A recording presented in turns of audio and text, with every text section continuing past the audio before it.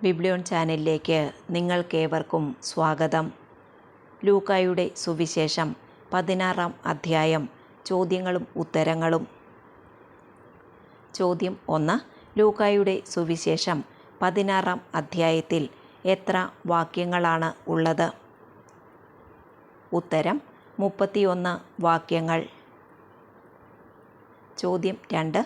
ലൂക്കായുടെ സുവിശേഷം 16-ാം അധ്യായം 1 മുതൽ 18 വരെയുള്ള വാക്യങ്ങളിലെ പ്രതിപാദ്യ വിഷയം എന്ത്? ഉത്തരം അവിശ്വസ്തനായ കാര്യസ്ഥൻ. ചോദ്യം 3. അവിശ്വസ്തനായ കാര്യസ്ഥൻ്റെ ഉപമ യേശു പറയുന്നത് ആരോടാണ്? ഉത്തരം ശിഷ്യരോട്. ചോദ്യം 4. ഒരു ധനവാന് ആര് ഉണ്ടായിരുന്നു എന്നാണ് 16:1 അനുസരിച്ച് യേശു ശിഷ്യരോട് പറഞ്ഞത്? ഉത്തരം ഒരു കാര്യസ്ഥൻ. ചോദ്യം 5. കാര്യസ്ഥൻ എന്തു ചെയ്യുന്നു എന്നാണ് യജമാനന് പരാതി ലഭിച്ചത്? ഉത്തരം സ്വത്ത് ദുർവ്യയം ചെയ്യുന്നുവെന്ന്. ചോദ്യം 6. കാര്യസ്ഥൻ സ്വത്ത് ദുർവ്യയം ചെയ്യുന്നുവെന്ന് യജമാനന് പരാതി ലഭിച്ചപ്പോൾ യജമാനൻ അവനെ വിളിച്ച് ചോദിച്ചത് എന്ത്? ഉത്തരം നിന്നെപ്പറ്റി ഞാൻ കേൾക്കുന്നത് എന്താണ്? ചോദ്യം 7. നിന്റെ എന്തിൻ്റെ കണക്ക് ബോധിപ്പിക്കുക എന്നാണ് യജമാനൻ കാര്യസ്ഥനോട് പറഞ്ഞത്? ഉത്തരം കാര്യസ്ഥതയുടെ കണക്ക്. ചോദ്യം 8. മേലിൽ നീ ആരായിരിക്കാൻ പാടില്ല എന്നാണ് യജമാനൻ കാര്യസ്ഥനോട് പറഞ്ഞത്? ഉത്തരം കാര്യസ്ഥനായിരിക്കാൻ പാടില്ല എന്ന്. ചോദ്യം 9. 16:3 അനുസരിച്ച് ആത്മഗതം ചെയ്തത് ആര്? ഉത്തരം ആ കാര്യസ്ഥൻ. ചോദ്യം 10. യജമാനൻ എന്നിൽ നിന്ന് എന്ത് എടുത്ത് കളയുന്നതിനാൽ ഞാൻ ഇനി എന്തു ചെയ്യും എന്നാണ് ആ കാര്യസ്ഥൻ ആത്മഗതം ചെയ്തത്? ഉത്തരം കാര്യസ്ഥത. ചോദ്യം 11. എന്തിന് എനിക്ക് ശക്തിയില്ല എന്നാണ് കാര്യസ്ഥൻ ആത്മഗതം ചെയ്തത്? ഉത്തരം കിളയ്ക്കാൻ. ചോദ്യം 12. എന്തിന് ലജ്ജ തോന്നുന്നു എന്നാണ് കാര്യസ്ഥൻ ആത്മഗതം ചെയ്തത്? ഉത്തരം ഭിക്ഷയാചിക്കാൻ. ചോദ്യം 13. യജമാനൻ കാര്യസ്ഥത എന്നിൽ നിന്ന് എടുത്തു കളയുമ്പോൾ എന്തിന് എന്തു ചെയ്യണമെന്ന് എനിക്കറിയാം എന്നാണ് കാര്യസ്ഥൻ ആത്മഗതം ചെയ്തത്? ഉത്തരം ആളുകൾ തങ്ങളുടെ വീടുകളിൽ എന്നെ സ്വീകരിക്കേണ്ടതിന്. ചോദ്യം 14. 16:5 അനുസരിച്ച് ആരെയാണ് ആ കാര്യസ്ഥൻ വിളിച്ചത്? ഉത്തരം യജമാനനിൽ നിന്ന് കടം വാങ്ങിയവർ ഓരോരുത്തരെ. ചോദ്യം 15. യജമാനനിൽ നിന്ന് കടം വാങ്ങിയവർ ഓരോരുത്തരെ വിളിച്ചപ്പോൾ ഒന്നാമനോട് ചോദിച്ചത് എന്ത്? ഉത്തരം നീ എൻ്റെ യജമാനന് എന്ത് കൊടുക്കാനുണ്ട്? ചോദ്യം 16. നീ എൻ്റെ യജമാനന് എന്ത് കൊടുക്കാനുണ്ട് എന്ന് ആ കാര്യസ്ഥൻ ചോദിച്ചത് ആരോട്? ഉത്തരം ഒന്നാമനോട്. ചോദ്യം 17. നീ എൻ്റെ യജമാനന് എന്ത് കൊടുക്കാനുണ്ട് എന്ന് ആ കാര്യസ്ഥൻ ഒന്നാമനോട് ചോദിച്ചപ്പോൾ അവൻ പറഞ്ഞത് എന്ത്? ഉത്തരം 100 ബത്ത് എണ്ണ. ചോദ്യം 18. ഒരു ബത്ത് എത്ര ലിറ്റർ ആണ്? ഉത്തരം 45 ലിറ്റർ. ചോദ്യം 19. 100 ബത്ത് എണ്ണ എന്ന് ഒന്നാമൻ പറഞ്ഞപ്പോൾ കാര്യസ്ഥൻ പറഞ്ഞത് എന്ത്? ഉത്തരം ഇതാ നിന്റെ പ്രമാണം, എടുത്ത് 50 ബത്ത് എന്ന് തിരുത്തി എഴുതുക. ചോദ്യം 20. ഇതാ നിന്റെ പ്രമാണം, എടുത്ത് 50 ബത്ത് എന്ന് തിരുത്തി എഴുതുക. ഇത് പറഞ്ഞത് ആര്? ആരോട്? ഉത്തരം കാര്യസ്ഥൻ ഒന്നാമനോട്. ചോദ്യം 21. കാര്യസ്ഥൻ മറ്റൊരുവനോട് ചോദിച്ചത് എന്ത്? ഉത്തരം: നീ എന്ത് കടപ്പെട്ടിരിക്കുന്നു. ചോദ്യം 22. നീ എന്ത് കടപ്പെട്ടിരിക്കുന്നു എന്ന് കാര്യസ്ഥൻ മറ്റൊരുവനോട് ചോദിച്ചപ്പോൾ അവൻ പറഞ്ഞത് എന്ത്? ഉത്തരം: 100 കോർ ഗോതമ്പ്. 100 കോർ ഗോതമ്പ് എന്നത് ഏകദേശം 1000 പറ എന്നാണ് പഠന ബൈബിളിൽ കൊടുത്തിരിക്കുന്നത്. ചോദ്യം 23. 100 കോർ ഗോതമ്പ് എന്ന് പറഞ്ഞ മറ്റൊരുവനോട് കാര്യസ്ഥൻ പറഞ്ഞത് എന്ത്? ഉത്തരം: നിന്റെ പ്രമാണം എടുത്ത് 80 കോർ എന്ന് തിരുത്തി എഴുതുക. ചോദ്യം 24. കൗശലപൂർവം പ്രവർത്തിച്ചതിനാൽ നീതിരഹിതനായ കാര്യസ്ഥനെ യജമാനൻ ചെയ്തത് എന്ത്? ഉത്തരം: പ്രശംസിച്ചു. ചോദ്യം 25. എങ്ങനെ പ്രവർത്തിച്ചതിനാലാണ് നീതിരഹിതനായ കാര്യസ്ഥനെ യജമാനൻ പ്രശംസിച്ചത്? ഉത്തരം: കൗശലപൂർവം പ്രവർത്തിച്ചതിനാൽ. ചോദ്യം 26. 100 ബത്ത് എണ്ണ കടമുള്ളവന് എത്ര ശതമാനമാണ് ഇളവ് ചെയ്തത്? ഉത്തരം: 50%. ചോദ്യം 27. 100 കോർ ഗോതമ്പ് കടമുള്ളവന് എത്ര ശതമാനമാണ് ഇളവ് ചെയ്തത്?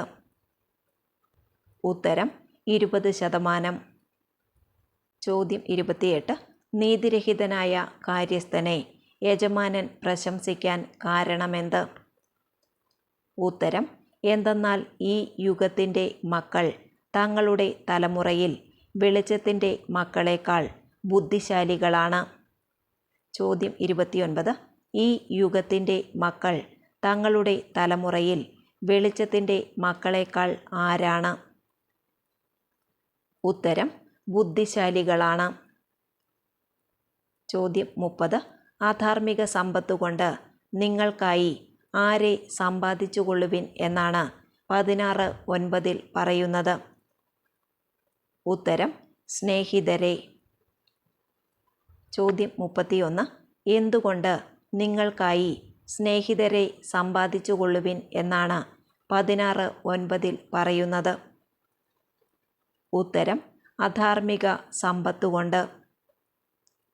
ചോദ്യം 32. അധാർമിക സമ്പത്തുകൊണ്ട് സ്നേഹിതരെ സമ്പാദിച്ചാൽ സമ്പത്ത് നിങ്ങളെ കൈവെടിയുമ്പോൾ സ്നേഹിതർ നിങ്ങളെ എവിടെയാണ് സ്വീകരിക്കുന്നത്? ഉത്തരം: നിത്യകൂടാരങ്ങളിൽ. ചോദ്യം 33. നിത്യകൂടാരങ്ങൾ എന്നതുകൊണ്ട് എന്താണ് അർത്ഥമാക്കുന്നത്? ഉത്തരം: സ്വർഗം. ചോദ്യം 34. ലൂക്ക 16:9 അനുസരിച്ച് സമ്പത്തിന് വ്യക്തിത്വം കൽപ്പിച്ചുകൊണ്ട് എന്ത് എന്ന പദമാണ് മൂലത്തിൽ ഉപയോഗിച്ചിരുന്നത്? ഉത്തരം: മാമോൻ. ചോദ്യം 35. മാമോൻ എന്ന അരമായ പദത്തിൻ്റെ അർത്ഥം എന്ത്? ഉത്തരം: സമ്പത്ത്. ചോദ്യം 36. ആരാണ് വലിയ കാര്യത്തിലും വിശ്വസ്തനായിരിക്കുന്നത്? ഉത്തരം: ചെറിയ കാര്യത്തിൽ വിശ്വസ്തൻ. ചോദ്യം 37. ചെറിയ കാര്യത്തിൽ വിശ്വസ്തൻ എന്തിലും വിശ്വസ്തനായിരിക്കും? ഉത്തരം: വലിയ കാര്യത്തിലും വിശ്വസ്തനായിരിക്കും. ചോദ്യം 38. ആരാണ് വലിയ കാര്യത്തിലും അവിശ്വസ്തനായിരിക്കുന്നത്? ഉത്തരം: ചെറിയ കാര്യത്തിൽ അവിശ്വസ്തൻ. ചോദ്യം 39.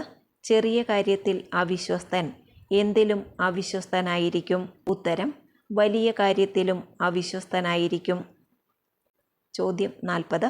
ചെറിയ കാര്യത്തിൽ വിശ്വസ്തൻ വലിയ കാര്യത്തിലും വിശ്വസ്തനായിരിക്കും.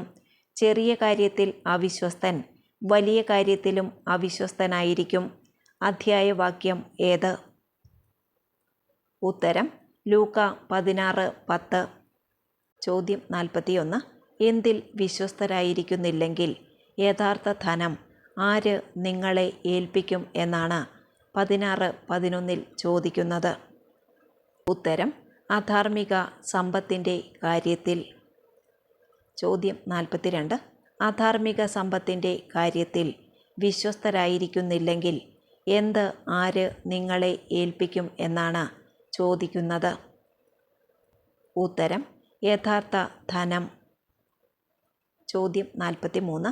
എന്തിൽ നിങ്ങൾ വിശ്വസ്തരല്ലെങ്കിൽ നിങ്ങൾക്ക് സ്വന്തമായവ ആര് നിങ്ങൾക്ക് തരും എന്നാണ് 16:12 ചോദിക്കുന്നത്. ഉത്തരം മറ്റൊരുവൻ്റെ കാര്യത്തിൽ. ചോദ്യം 44. മറ്റൊരുവൻ്റെ കാര്യത്തിൽ നിങ്ങൾ വിശ്വസ്തരല്ലെങ്കിൽ എന്ത് ആര് നിങ്ങൾക്ക് തരും എന്നാണ് ചോദിക്കുന്നത്. ഉത്തരം നിങ്ങൾക്ക് സ്വന്തമായവ. ചോദ്യം 45. ഒരു ഭൃത്യന് ആരെ സേവിക്കുവാൻ സാധിക്കുകയില്ല എന്നാണ് 16:13 പറയുന്നത്. ഉത്തരം 2 യജമാനന്മാരെ. ചോദ്യം 46. ഒരു ഭൃത്യന് 2 യജമാനന്മാരെ സേവിക്കുവാൻ സാധിക്കുകയില്ല. ഒന്നുകിൽ അവൻ ചെയ്യുന്നത് എന്ത്? ഉത്തരം ഒരുവനെ ദ്വേഷിക്കുകയും മറ്റവനെ സ്നേഹിക്കുകയും ചെയ്യും. ചോദ്യം 47. ഒരു ഭൃത്യന് 2 യജമാനന്മാരെ സേവിക്കുവാൻ സാധിക്കുകയില്ല. ഒന്നുകിൽ അവൻ ഒരുവനെ ദ്വേഷിക്കുകയും മറ്റവനെ സ്നേഹിക്കുകയും ചെയ്യും. അല്ലെങ്കിൽ അവൻ ചെയ്യുന്നത് എന്ത്? ഉത്തരം അല്ലെങ്കിൽ അവൻ ഒരുവനോട് ഭക്തി കാണിക്കുകയും മറ്റവനെ നിന്ദിക്കുകയും ചെയ്യും. ചോദ്യം 48. എന്തിനെയെല്ലാം ഒന്നിച്ച് സേവിക്കുവാൻ നിങ്ങൾക്ക് കഴിയുകയില്ല എന്നാണ് 16:13 പറയുന്നത്. ഉത്തരം ദൈവത്തെയും ധനത്തെയും. ചോദ്യം 49. 16:14 അനുസരിച്ച് ആരാണ് യേശുവിനെ പുച്ഛിച്ചത്? ഉത്തരം പണക്കൊതിയരായ ഫരിസേയർ. ചോദ്യം 50.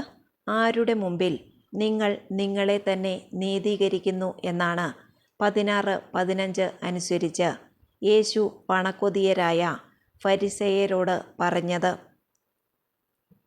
ഉത്തരം മനുഷ്യരുടെ മുമ്പിൽ. ചോദ്യം 51. മനുഷ്യരുടെ മുമ്പിൽ നിങ്ങൾ നിങ്ങളെ തന്നെ നീതീകരിക്കുന്നു, എന്നാൽ ദൈവം എന്ത് അറിയുന്നു എന്നാണ് യേശു പണക്കൊതിയരായ ഫരിസേയരോട് പറഞ്ഞത്? ഉത്തരം നിങ്ങളുടെ ഹൃദയങ്ങളെ അറിയുന്നു എന്ന്. ചോദ്യം 52. ദൈവം നിങ്ങളുടെ ഹൃദയങ്ങളെ അറിയുന്നു എന്ന് യേശു ആരോടാണ് പറഞ്ഞത്? ഉത്തരം പണക്കൊതിയരായ ഫരിസേയരോട്.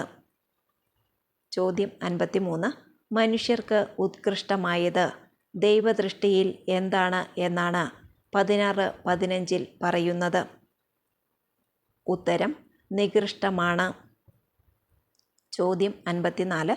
ദൈവദൃഷ്ടിയിൽ നികൃഷ്ടമാണ് എന്ന് 16:15 പറയുന്നത് എന്ത്? ഉത്തരം മനുഷ്യർക്ക് ഉത്കൃഷ്ടമായത്. ചോദ്യം 55. മനുഷ്യർക്ക് ഉത്കൃഷ്ടമായത് എവിടെ നികൃഷ്ടമാണ് എന്നാണ് പറയുന്നത്? ഉത്തരം ദൈവദൃഷ്ടിയിൽ നികൃഷ്ടമാണ്. ചോദ്യം 56. നിയമവും പ്രവാചകന്മാരും ആരുവരെ ആയിരുന്നു എന്നാണ് 16:16 പറയുന്നത്? ഉത്തരം യോഹന്നാൻ വരെ. ചോദ്യം 57. നിയമവും പ്രവാചകന്മാരും യോഹന്നാൻ വരെ ആയിരുന്നു. അതിനുശേഷം പ്രസംഗിക്കപ്പെടുന്നത് എന്ത്? ഉത്തരം ദൈവരാജ്യത്തിൻ്റെ സുവിശേഷം. ചോദ്യം 58. ദൈവരാജ്യത്തിൻ്റെ സുവിശേഷത്തിൽ എല്ലാവരും പ്രവേശിക്കുന്നത് എങ്ങനെ? ഉത്തരം ബലം പ്രയോഗിച്ച്. ചോദ്യം 59. എല്ലാവരും ബലം പ്രയോഗിച്ച് അതിൽ പ്രവേശിക്കുന്നു. ഏതിൽ? ഉത്തരം ദൈവരാജ്യത്തിൻ്റെ സുവിശേഷത്തിൽ. ചോദ്യം 60. നിയമത്തിലെ ഒരു പുള്ളിയെങ്കിലും അസാധുവാകുന്നതിനേക്കാൾ എളുപ്പം എന്താണ് എന്നാണ് 16:17 പറയുന്നത്? ഉത്തരം ആകാശവും ഭൂമിയും അപ്രത്യക്ഷമാകുന്നതാണ്. ചോദ്യം 61. എന്ത് അസാധുവാകുന്നതിനേക്കാൾ എളുപ്പമാണ് ആകാശവും ഭൂമിയും അപ്രത്യക്ഷമാകുന്നത്? ഉത്തരം നിയമത്തിലെ ഒരു പുള്ളിയെങ്കിലും അസാധുവാകുന്നതിനേക്കാൾ. ചോദ്യം 62. 16, 18 അനുസരിച്ച് ആരെല്ലാമാണ് വ്യഭിചാരം ചെയ്യുന്നത്? ഉത്തരം ഭാര്യയെ ഉപേക്ഷിച്ച് മറ്റൊരുവളെ വിവാഹം ചെയ്യുന്നവനും ഭർത്താവ് ഉപേക്ഷിച്ചവളെ വിവാഹം ചെയ്യുന്നവനും. ചോദ്യം 63. ലൂക്കായുടെ സുവിശേഷം 16-ാം അധ്യായം 19 മുതൽ 31 വരെയുള്ള വാക്യങ്ങളിലെ പ്രതിപാദ്യ വിഷയം എന്ത്? ഉത്തരം ധനവാനും ലാസറും. ചോദ്യം 64. 16, 19 അനുസരിച്ച് ആരാണ് ചെമന്ന പട്ടും മൃദുല വസ്ത്രങ്ങളും ധരിക്കുകയും എന്നും സുഭിക്ഷമായി ഭക്ഷിച്ച് ആനന്ദിക്കുകയും ചെയ്തിരുന്നത്? ഉത്തരം ഒരു ധനവാൻ. ചോദ്യം 65. 16, 19 പരാമർശിക്കുന്ന ഒരു ധനവാൻ ധരിച്ചിരുന്നത് എന്തെല്ലാം? ഉത്തരം ചെമന്ന പട്ടും മൃദുല വസ്ത്രങ്ങളും. ചോദ്യം 66. ധനവാൻ എങ്ങനെയാണ് ആനന്ദിച്ചിരുന്നത്? ഉത്തരം എന്നും സുഭിക്ഷമായി ഭക്ഷിച്ച്. ചോദ്യം 67. 16, 20 അനുസരിച്ച് ആരാണ് ധനവാന്റെ പടിവാതിൽക്കൽ കിടന്നിരുന്നത്? ഉത്തരം ലാസർ എന്നൊരു ദരിദ്രൻ. ചോദ്യം 68. ലാസർ എന്ന പേരിൻ്റെ അർത്ഥം എന്ത്? ഉത്തരം ദൈവം സഹായം. ചോദ്യം 69. 16, 20 അനുസരിച്ച് എവിടെയാണ് ലാസർ എന്നൊരു ദരിദ്രൻ കിടന്നിരുന്നത്? ഉത്തരം ധനവാന്റെ പടിവാതിൽക്കൽ. ചോദ്യം 70. ലാസർ എന്നൊരു ദരിദ്രൻ്റെ ശരീരം എന്തുകൊണ്ടാണ് നിറഞ്ഞിരുന്നത്? ഉത്തരം വ്രണങ്ങൾ കൊണ്ട്. ചോദ്യം 71. എന്തുകൊണ്ട് വിശപ്പടക്കാനാണ് ലാസർ ആഗ്രഹിച്ചിരുന്നത്? ഉത്തരം ധനവാന്റെ മേശയിൽ നിന്ന് വീണിരുന്നവ കൊണ്ട്. ചോദ്യം 72. എന്തു വന്നാണ് ലാസറിൻ്റെ വ്രണങ്ങൾ നക്കിയിരുന്നത്? ഉത്തരം നായ്ക്കൾ വന്ന്. ചോദ്യം 73. 16, 21 അനുസരിച്ച് നായ്ക്കൾ വന്ന് ചെയ്തിരുന്നത് എന്ത്? ഉത്തരം അവൻ്റെ, അതായത് ലാസറിൻ്റെ വ്രണങ്ങൾ നക്കിയിരുന്നു. ചോദ്യം 74. ആര് മരിച്ചു എന്നാണ് 16, 22 പറയുന്നത്? ഉത്തരം ആ ദരിദ്രൻ മരിച്ചു എന്ന്. ചോദ്യം 75. 16, 22 ലാസറിനെ വിശേഷിപ്പിച്ചിരിക്കുന്നത് എന്ത്? ഉത്തരം ആ ദരിദ്രൻ എന്ന്. ചോദ്യം 76. എവിടേക്കാണ് ദൈവദൂതന്മാർ ആ ദരിദ്രനെ സംവഹിച്ചത്? ഉത്തരം അബ്രാഹത്തിൻ്റെ മടിയിലേക്ക്. ചോദ്യം 77. ആ ദരിദ്രൻ മരിച്ചപ്പോൾ ആരാണ് അവനെ അബ്രാഹത്തിൻ്റെ മടിയിലേക്ക് സംവഹിച്ചത്? ഉത്തരം ദൈവദൂതന്മാർ. ചോദ്യം 78. ആരും മരിച്ച് അടക്കപ്പെട്ടു എന്നാണ് 16, 22 പറയുന്നത്? ഉത്തരം ആ ധനികനും മരിച്ച് അടക്കപ്പെട്ടു. ചോദ്യം 79. 16, 23 അനുസരിച്ച് ആ ധനികൻ കണ്ണുകൾ ഉയർത്തി നോക്കിയത് എപ്പോൾ? ഉത്തരം നരകത്തിൽ പീഡിപ്പിക്കപ്പെടുമ്പോൾ. ചോദ്യം 80. ആ ധനികൻ നരകത്തിൽ പീഡിപ്പിക്കപ്പെടുമ്പോൾ കണ്ണുകൾ ഉയർത്തി നോക്കിയപ്പോൾ കണ്ടത് ആരെയെല്ലാം? ഉത്തരം അബ്രാഹത്തെയും അവൻ്റെ മടിയിൽ ലാസറിനെയും. ചോദ്യം 81. അബ്രാഹത്തെയും അവൻ്റെ മടിയിൽ ലാസറിനെയും കണ്ടപ്പോൾ ആ ധനികൻ വിളിച്ചു പറഞ്ഞത് എന്ത്? ഉത്തരം പിതാവായ അബ്രാഹമേ, എന്നിൽ കനിയേണമേ. തൻ്റെ വിരൽത്തുമ്പ് വെള്ളത്തിൽ മുക്കി എൻ്റെ നാവ് തണുപ്പിക്കാനായി ലാസറിനെ അയക്കണമേ. ഞാൻ ഈ അഗ്നിജ്വാലയിൽ കിടന്ന് യാതന അനുഭവിക്കുന്നു. ചോദ്യം 82. അബ്രാഹത്തെ എന്ത് സംബോധന ചെയ്തുകൊണ്ടാണ് ആ ധനികൻ എന്നിൽ കനിയണമേ എന്ന് പറഞ്ഞത്? ഉത്തരം പിതാവായ അബ്രാഹമേ എന്ന്. ചോദ്യം 83. എന്തിന് ലാസറിനെ അയക്കണമേ എന്നാണ് പറഞ്ഞത്? ഉത്തരം തൻ്റെ വിരൽത്തുമ്പ് വെള്ളത്തിൽ മുക്കി നാവ് തണുപ്പിക്കാനായി. ചോദ്യം 84.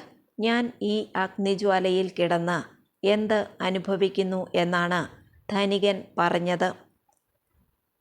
ഉത്തരം യാതന അനുഭവിക്കുന്നു എന്ന്. ചോദ്യം 85. ഞാൻ എവിടെ കിടന്ന് യാതന അനുഭവിക്കുന്നു എന്നാണ് ധനികൻ പറഞ്ഞത്? ഉത്തരം അഗ്നിജ്വാലയിൽ കിടന്ന്. ചോദ്യം 86.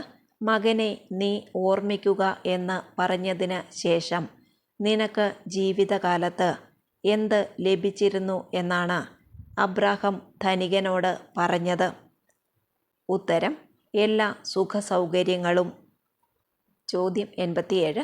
മകനെ നീ ഓർമ്മിക്കുക, നിന്റെ ജീവിതകാലത്ത് എല്ലാ സുഖസൗകര്യങ്ങളും ലഭിച്ചിരുന്നു. ലാസറിനോ എന്തും എന്നാണ് പറഞ്ഞത്? ഉത്തരം കഷ്ടതകളും.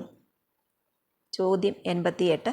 ഇപ്പോൾ ലാസർ ഇവിടെ എന്ത് ചെയ്യുകയും നീ എന്ത് ചെയ്യുകയും ചെയ്യുന്നു എന്നാണ് അബ്രാഹം പറഞ്ഞത്?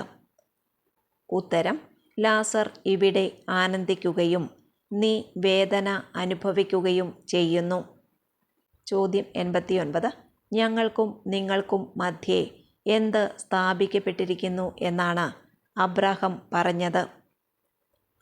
ഉത്തരം ഒരു വലിയ ഗർത്തവും സ്ഥാപിക്കപ്പെട്ടിരിക്കുന്നു എന്ന്. ചോദ്യം 90. എവിടേക്ക് വരാൻ ആഗ്രഹിക്കുന്നവർക്ക് അത് സാധിക്കുകയില്ല എന്നാണ് പറഞ്ഞത്? ഉത്തരം ഇവിടെ നിന്ന് നിങ്ങളുടെ അടുത്തേക്കോ അവിടെ നിന്ന് ഞങ്ങളുടെ അടുത്തേക്കോ. ചോദ്യം 91. പിതാവേ, അങ്ങനെയെങ്കിൽ ലാസറിനെ എവിടേക്ക് അയക്കണമേ എന്ന് ഞാൻ അപേക്ഷിക്കുന്നു എന്നാണ് ധനവാൻ അബ്രാഹത്തോട് പറഞ്ഞത്? ഉത്തരം എൻ്റെ പിതൃഭവനത്തിലേക്ക്. ചോദ്യം 92. എനിക്ക് എത്ര സഹോദരന്മാർ ഉണ്ട് എന്നാണ് ധനവാൻ അബ്രാഹത്തോട് പറഞ്ഞത്? ഉത്തരം 5 സഹോദരന്മാർ. ചോദ്യം 93. ധനവാന്റെ 5 സഹോദരന്മാർ എവിടെ വരാതിരിക്കേണ്ടതിനാണ് ലാസർ അവർക്ക് സാക്ഷ്യം നൽകട്ടെ എന്ന് പറയുന്നത്? ഉത്തരം പീഡകളുടെ ഈ സ്ഥലത്ത്.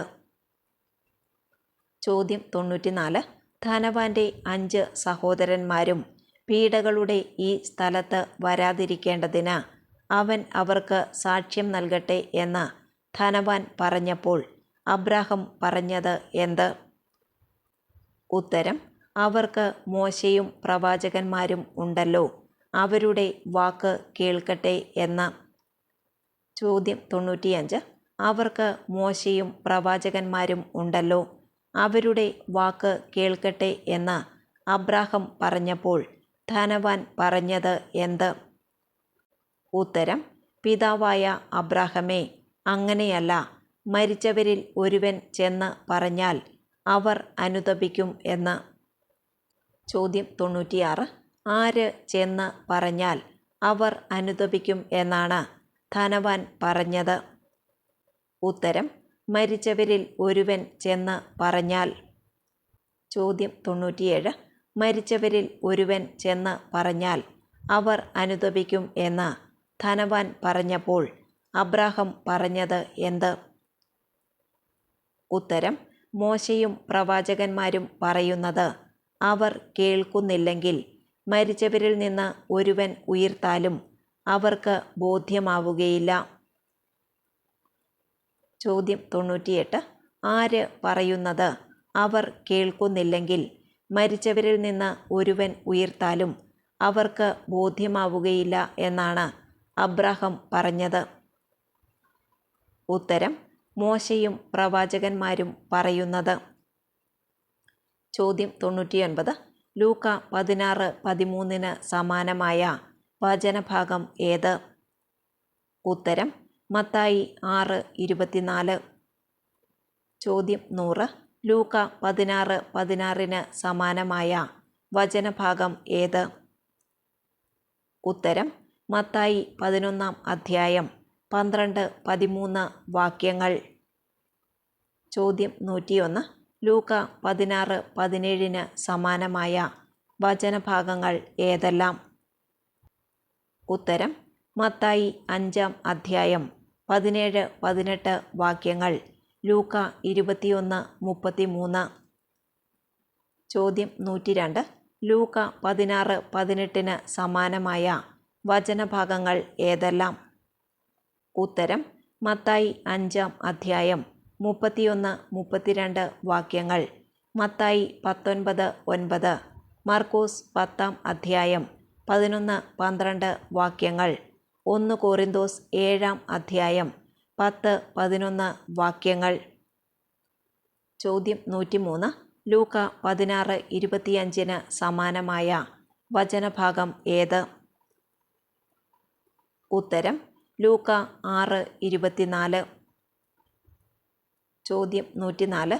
ലൂക്ക 16:29 സമാനമായ വചനഭാഗം ഏത്? ഉത്തരം യോഹന്നാൻ 5 അധ്യായം 45 മുതൽ 47 വരെയുള്ള വാക്യങ്ങൾ.